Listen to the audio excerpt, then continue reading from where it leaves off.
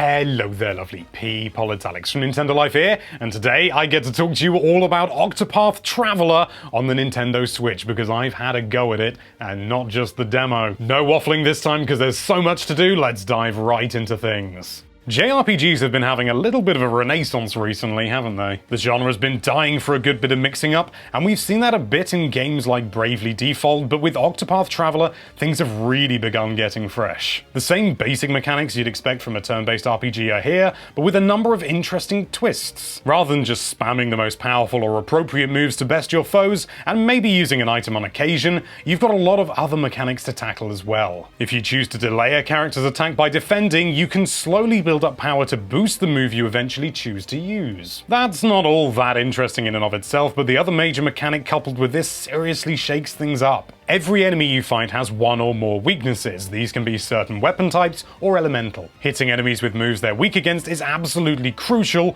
and doing so to the point that their defenses are broken leaves them unable to attack for a turn's length, as well as hugely vulnerable. This is the key to winning in the game, and ignoring these elements won't just make the game harder for you, but probably make it impossible for you to progress. That's because rather than having a throwaway enemy encounter every 7 steps like the JRPGs of yore, they're much less common, but insurmountably more substantial.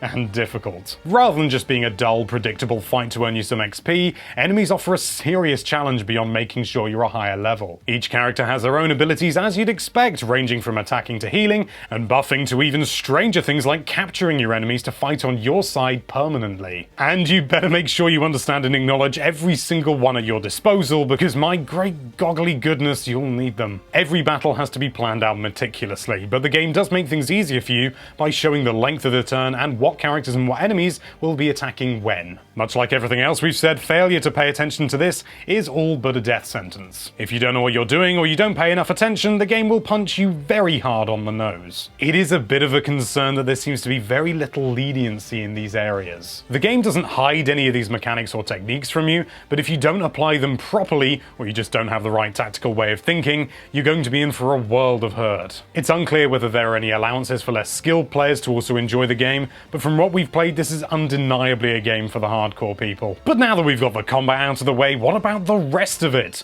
Well, we weren't able to get much of the story in the short time we played it, but from what we've seen so far, the character interactions and splintered 8-way storytelling seems to hold up very well indeed. The graphical style is also fairly unique, blending retro pixel art with modern lighting and camera angles. We were a little bit disappointed with how soft the visuals are, when realistically a game with such an art style should be a breeze for the Switch at 60 frames a second, let alone the 30 frames a second we were presented with. Of course, this doesn't affect the gameplay with everything being turn-based, but we were still a little bit disappointed with what we saw. So far, Octopath Traveler is shaping up to be a JRPG nut's dream, a seriously tactical and hardcore combat system coupled with a lovely art style and expansive storytelling. We do have some concerns regarding the game's steep difficulty curve and how soft the game looks, but if you're not shy of taking on a challenge, you'd better keep your eye on this one. Thank you so much for watching. If you like this video, then why don't you take down that subscribe button's defenses, leaving it totally vulnerable, and be sure to check out NintendoLife.com for all sorts of lovely Nintendo-related content. Thank you again for watching. Bye-bye.